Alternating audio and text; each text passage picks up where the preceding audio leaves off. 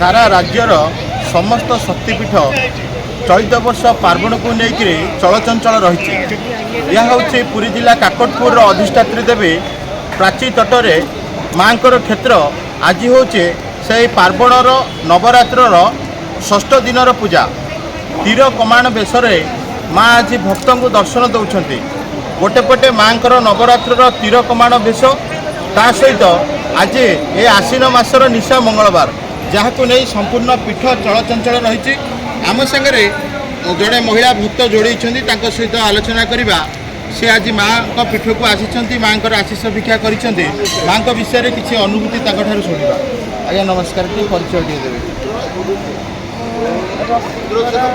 भुवनेश्वर रसुलगढ़ आसीचु माँ ये नवरात्र आम प्रति वर्ष आसू कि माँ आशीर्वाद सब ठीक आसू जो संपूर्ण है पुणी आसी माँ को दर्शन कर जाओ।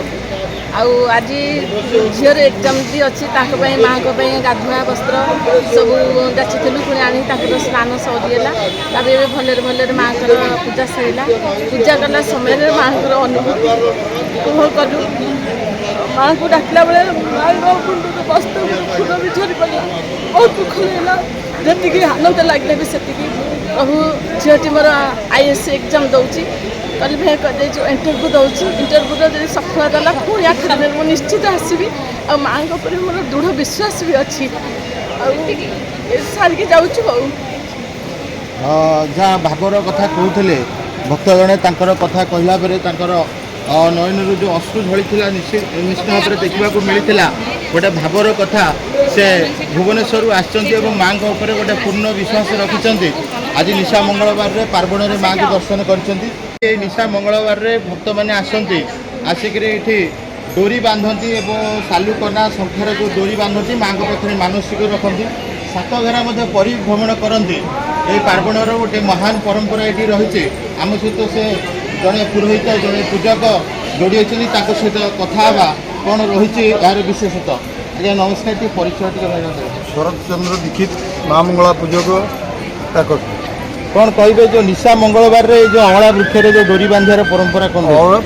निशा मंगलवार नुह सबुदिन डोरी बंधा जाए। निशा मंगलवार विशेषतः अपुत्रित नारी मैंने पुत्र प्राप्ति माँ को पाखे कामना करी ना गोत्र संकल्प कर डोरी बांधती। जो नारी मानकर पुत्र प्राप्ति अच्छी यापर जब से मनोवांछा पूर्ण हुए पुणी डोरी उल्लाय कौन कहे भाईना जो कहवा नवरात्र जो पूजा चलती माँ आज जो आज 16 दिन में पहुँची षष्ठ दिन में पहुँची माँ पूजा। आज कौन माँ स्वतंत्र रीतिकांति रही कौ बेस माँ आज भक्त माँ तीरकमान भेष भक्त मान दर्शन देवे।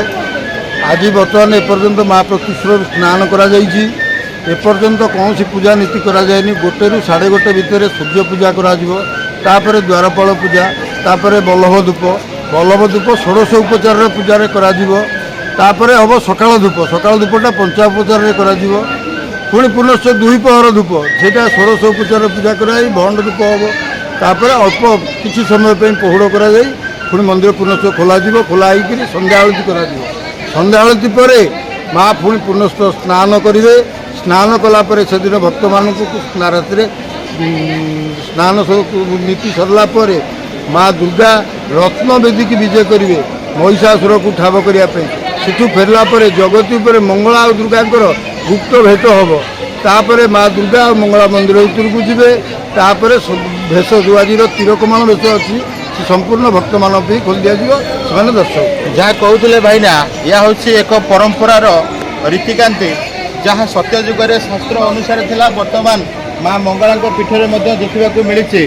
आज जो तीर कमान बेस माँ आज अस्त्र शस्त्र धारण कर राति माँ रीतिकांति सैले माँ आज बाहर पुणी दुर्गति नासिनी जे माँ चलती प्रतिमा अच्छा सी आज विजय करेंगे रत्नगिरी महिषासुर को ठाब करने पुणी मध्यरात्रि मंदिर को आसवे। मंदिर में आसिक जगती पूजा हम माँ सहित दुर्गांकर किसी वार्तालाप हम महिषासुर को ठाब करने यही भाव में नवदिनात्मक पूजा चली रही। जो आपण तीरकमान बेश देखिले कार्तिक खरपर तापर माँ सिंह बाहिनी बेश अनुष्ठित हम सिंहारूढ़ भाव माँ महिषासुर को बध करने महाअष्टमी दिन माँ महिषामर्दिनी बेस भक्त को दर्शन देवे तापर नवमी दिन सरस्वती बा शांति बेश माँ शांति पूजा करा यह हूँ ये 16 दिनात्मक पूजार स्वतंत्र परंपरार पीठ काकटपुर अधिष्ठात्री देवी माँ मंगला क्षेत्र में आपड़ देखिपे केवल काकटपुर पुरी जिला नुहे ओडिशार अनेक अंचल